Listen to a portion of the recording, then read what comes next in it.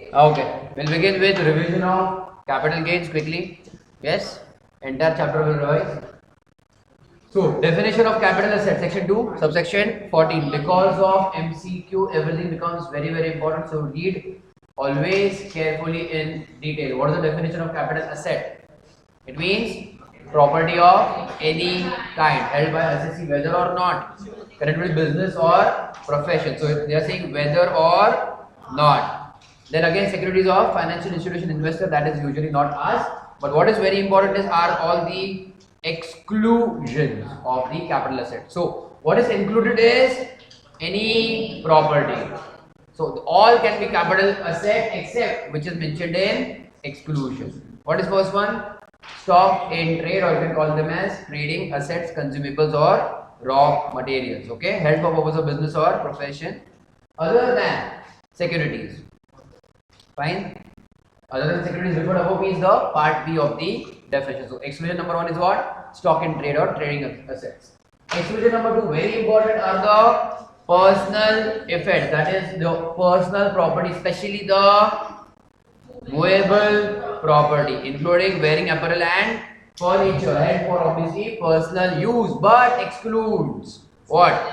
Jewelry, archaeological collections, drawings, paintings, sculptures, and any work of art. Exclusion of exclusion means inclusion. So even if jewelry, archaeological drawings, paintings, etc. are used for personal purpose, they are your personal property, but still they will be treated as capital asset. So on transfer of these assets, jewelry, drawings, painting, etc., capital gain will be attracted. Yes or no? Then exclusion number 3, rural agricultural land in India. Exactly copy paste of the concept of your agricultural income, agricultural land. There is rural agricultural land and urban agricultural land. So which is the capital asset? Urban agricultural land is a capital asset. And how do we decide rural or urban? Depending on the population and the distance. Yes, within the municipality limit, if the population exceeds 10,000, then it is urban. But if it is away from the municipality limits, population between 10,000 to 1 lakh, how much further away?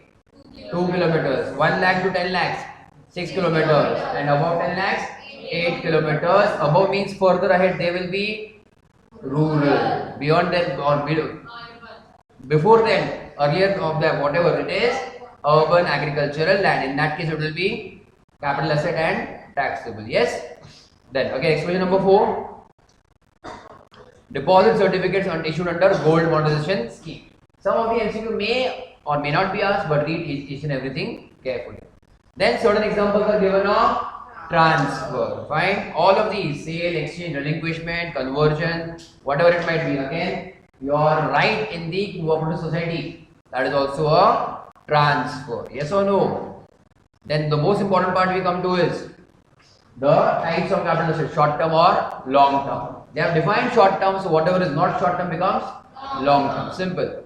Period of holding, obviously it will start from the time from which you got the asset. Maybe you might be the first owner or second owner, but obviously the period of holding may start from the previous owner. Yes or no? Certain transfers will do that. And are you following here? That means from date from acquisition of the asset till the date of transfer. That is the period of holding. So it is up to 12 months. Exactly 12 months included or no? Yes. Exactly 12 months included. Yes. Which all assets? Listed security other than units.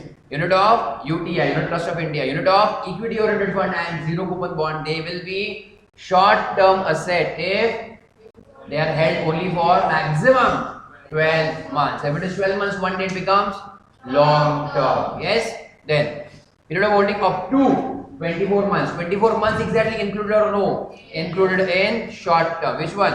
Unlisted shares, equity or preference. In first column 12 months you had listed. Over here you have unlisted shares. And importantly, immovable property, land or building or both. If it is held for 25 months, they become long term. Exactly 24 months, short term. Understood or no?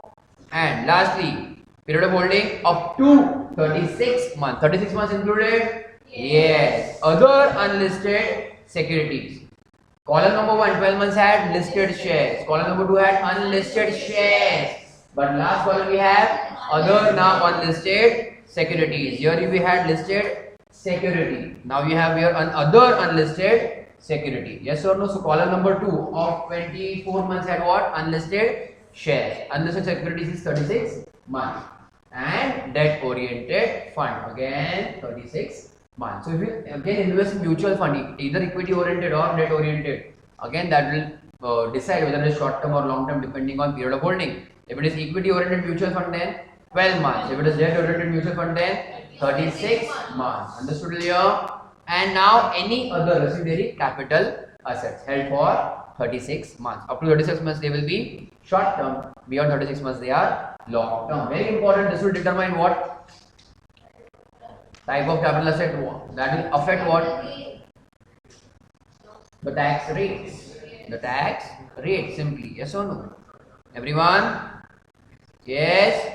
Again, just like your residential status, remember date of arrival in India or date of leaving India is included as in India. Similarly, the date you acquired the asset and the date you are transferring, both of them are counted in the period of holding. Yes or no?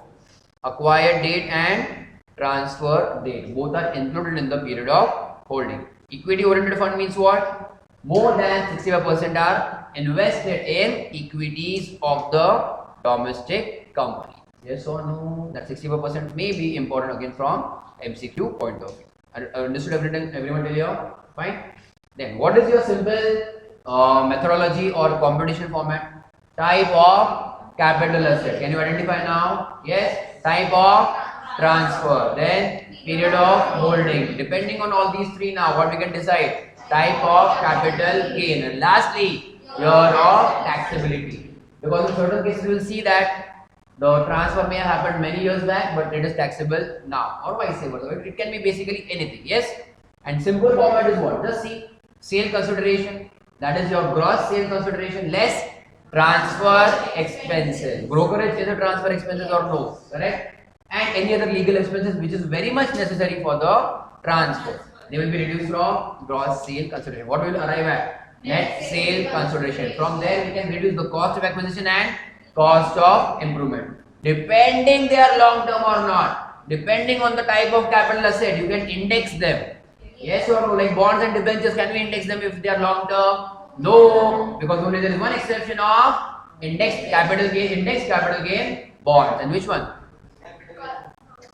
Sovereign gold bonds. Correct. Only there are two exceptions which we'll see. They are allowed to be indexed. Other than them are not allowed to be indexed even if they are long term. Yes or no? So indexation allowed or not, that depends on the type of asset. Similarly, section 112A, if you remember, recent section 112A, listed security shares or your business trust units or units of equity oriented fund held for more than 12 months, they become long term, but indexation benefit not allowed. Slump sale, indexation benefit not allowed. Yes or no? So all that depends. So it is not by default indexation. So okay. So either reduce cost of capital and cost of improvement, or we may be able to reduce index cost of acquisition and index cost of improvement. Then we will arrive at long term, short term, whatever it may be, gain or loss. Understood everyone? Very common sense. The indexation depends on index numbers. Those index numbers are cost inflation index. The base year is 2001-2, and all the numbers are obviously in increasing manner. So whenever you will index, common sense is the number value will increase. Keep that in mind. So the value which you are indexing, the actual cost of acquisition into higher value, higher CII, higher index number upon lower index number. Keep that in mind. So higher index number is in the numerator is usually the year of transfer, and the denominator is usually the year of acquisition or the year from which you are indexing. Keep that in mind, common sense. Understood? So your COA and COI will increase because of indexation. Remember or no? Okay. Then index cost of acquisition we have seen already here. The base year is 2001-2. Yes or no? Okay. And we can also increase the cost of improvement. Fine. Then other one. Previous owner's cost is allowed. Previous owner's cost and as well as period of holding is allowed to the transferor assessee. Yes or no? But any cost of improvement done either by previous owner or done before. 1 for 2001, allowed or not allowed? Not allowed. If it is done by previous owner, then it is allowed. But if done before 1 for 2001 by the assessee himself or the previous owner, not allowed. Previous owner cost of improvement is allowed, yes, but it is not allowed if it is done before 1 for 2001. Cost of acquisition of previous owner obviously allowed, yes. So which all transfers are included in this 49(1), which says that you will take cost of acquisition of the previous owner. Everyone check. Over here we had no modes of transfer which are mentioned in 49(1), which is saying that cost of acquisition is of the or cost of improvement of the previous owner is allowed on total or partial partition of HUF, then gift, then will, succession, inheritance or devolution. Because of all of these, the cost of acquisition or cost of improvement of the previous owner is allowed. For COI, obviously be very careful. Whatever is done before 1 for 2001, not allowed. Then if the original cost of acquisition either by the assessee or the previous owner is before the base year, that is before 1 for 2001, you have to do what?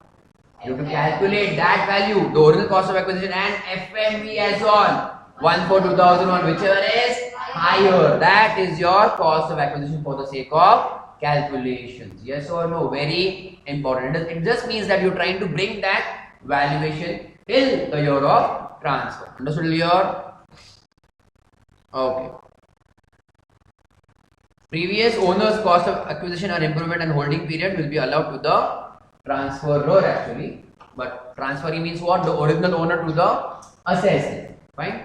So the assessee becomes the transferee now, and later on in the future the assessee becomes the transfer. Okay. CII will be given to you in the data, so you don't have to buy at anything. But just for 18-19 it was how much? PY 18-19 it was 280, and for 19-20 it is 289. Fine till here? Yes? Okay. Some examples of expenses which are allowed. Brokerage is allowed. STT, secondary transaction tax. CTT, commercial transaction tax, not allowed as deduction. Yes or no? Fine. Very important again. Bonds or debentures cannot be indexed even if they are long term. Short term assets indexation not allowed. Any asset short term indexation not allowed. But for long term bonds and debentures indexation not allowed. Again it has exception. So bonds and certain debentures indexation will be allowed if they are issued by government, known as capital index bond, issued by only by government, or sovereign gold bond issued by RBI under that scheme. Understood here? And indexation obviously is not allowed to short term assets. Yes? Fine. Then other things. Capital asset, period of holding is obviously date of acquisition to date of transfer. Sale consideration is the actual sale price. Obviously some other now point will come into picture. We will be checking this also, section 50C. Yes or no? Or you have section 50 also of unquoted shares. All that we will come into picture. Cost of acquisition again, actual purchase price. But if it is done before 1 for 2001, then we compare actual purchase price and FMV as on 1 for 2001, whichever is higher. Correct? Again it is repeating here. Cost of improvement before 1 for 2001, either by your assessee or the previous owner, is not to be allowed. Goodwill of business, not profession. Profession is as it is not taxable because of Supreme Court judgment, CIT versus BC State Naval City. Yes or no? Exactly, no.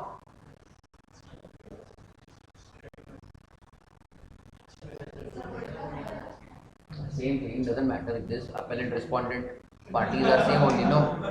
What I was asking, what sentence I had given you in writing, the last sentence in that judgment? If the computation fails, the charging section fails. So there was no way to calculate the cost of acquisition of the goodwill, which goodwill, self-generated goodwill. But is goodwill a capital asset? Obviously, yes, it is a property. So any property is a capital asset unless it doesn't fall under exclusions. Yes. So goodwill, if it is of the business, date of purchase, date of transfer is the period of holding, actual sale price, purchase price. Pay attention for business. If it is self-generated, then cost of acquisition is nil, but only for business. Correct? Or obviously, year of taxability is the year of transfer. Yes? Done? Everyone?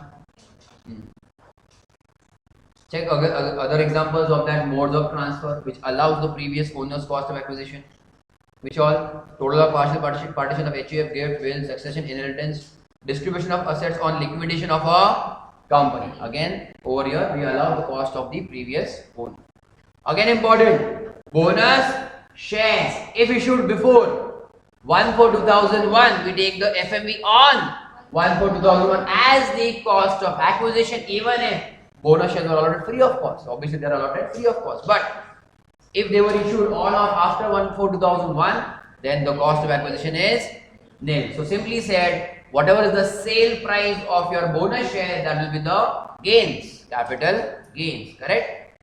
Right shares. Again, there are certain things over here. You get the right of right shares, then you may transfer the right of right shares, and then obviously you may also purchase through the right of right shares. Remember or no? So having the right share right is also a capital asset. Yes, so check. So original shares, obviously that is your regular normal shares. Amount actually paid for acquiring the original shares. The basis on which you are getting the rights, no? Then we see what? Rights, entitlement. What is the cost of acquisition? Nothing. You got the right free of cost, or you got the right because of you are just holding some shares. But there is no cost of acquisition for rights, entitlement. Okay. Then right shares acquired by the assessee. Which shares we are talking about? Right shares acquired by the assessee. Assessee means the person who got the right entitlement as a existing shareholder. So whatever is the price he is paying to the company, that is the cost of acquisition. Obviously, it should be lower than the market price, current market price, isn't it? So this is paid by assessee to the company. Yes.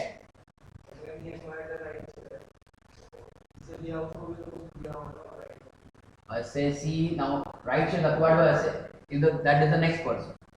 If the assessee has purchased from company, if the next other assessee purchases from an existing shareholder the rights, entitlement, that is another case. So wait for it. So check, that is the case covered over here. Yes, check. Right shares, pay attention, which are purchased by the person in whose favor the assessee has renounced. Renunciation allowed or not? In right shares allowed, bonus shares not allowed, obviously. Renunciation of rights, entitlement. So tell me over here, what is the capital asset? Right entitlement. What is the method of transfer? Renunciation. Yes or no? That is the income for the assessee. Correct? At whatever value or price per share he has renounced that right, that is the sale consideration for the existing shareholder. Yes? Okay. So purchase price paid by the renouncer of rights entitlement, as well as amount paid to the company which has allotted the right share. This will be the cost of acquisition for the new person. We have discussed this or not already? ABC company, let us say Mr. A is an existing shareholder. Who got the right? Mr. A. Mr. A may completely waive the right. He has nothing to do with the right. Mr. A may partly or fully take the shares from the rights, or he may again partly or fully renounce it in favor of some other person. Yes or no? Free of cost? No. Now here, if renunciation is done, Mr. Z may again obviously pay some money to Mr. A. Did Mr. Z get the shares from Mr. A? No, he just got the right. From who will give the shares? The company will give the shares. So obviously Mr. Z will give again purchase price of those shares. So what is the cost of acquisition for Mr. Z? Price paid to company as well as price paid to Mr. A. Yes or no? What is cost of acquisition for Mr. A for the right entitlement? Nil. The right entitlement is free of cost. Right entitlement is free of cost. Yes. If Mr. A buys shares from the company, then that whatever price is paid to the company, that is the cost of acquisition. Are you following or no? So again, very important from Mr. Z's point of view, there will be two costs for the cost of acquisition. Understood here? Okay. Then section 50, important in case of transfer of depreciable asset. When section 50 is applicable, first of all, sale price is more than opening plus additions, or the entire block ceases to exist. Yes or no? Ceases to exist. Check. All the assets of the block are sold or transferred, or the sale consideration is more than opening plus transfer expenses plus additions. Are you following or no? Very important. It will always be short term. Section 50 will result in short term only.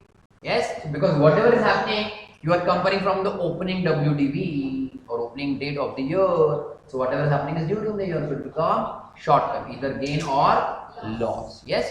In case number 1, if the sale consideration is more than opening plus purchase, then it is obviously what? Gain, short term capital gain. Understood here? But if all the assets are sold and if the sale price is less, then opening plus your addition, then it is loss, short term capital loss. Understood? Again, very important. Fine. Then insurance compensation received in case of destruction of an asset. What is the capital asset? Any asset right now. What is the mode of transfer? Destruction, extinguishment of that asset. What is the sale consideration? The insurance compensation received. Yes or no? That is the sale consideration. So amount of insurance compensation received on destruction of asset. Period of holding obviously of the asset is what? Date of acquisition to date of destruction. So both these dates, check now, can they be different? Obviously yes. Whenever the asset is destroyed, insurance compensation may be received quite later in time. Yes or no? So both these time periods can be different. So very important is, you will do indexation only up to the holding period. That's why I always tell you to focus on the holding period. You cannot index it beyond the holding period. The asset may have been destroyed in 2015. You may have got the compensation in 2018 or 19. It may be taxable in the year of receipt of compensation, but indexation only up to 2015, the date of destruction. Very important. Don't by default bring the indexation up to 2018-19. Understood or no? Okay. Sale consideration again is what? Amount of cash received or FMU of the asset on the date of receipt. Cost of acquisition of the asset is the purchase price. Very important. Taxable in the year of receipt. This is on receipt basis right now. Yes. Obviously, if compensation is not received, there is no capital gains. No income, no. So, no capital gains, even if the asset may be transferred by extinguishment. Right? No capital gain will arise if compensation is received due to destruction of asset on theft or accident. Important. All the situation conditions may be given to you.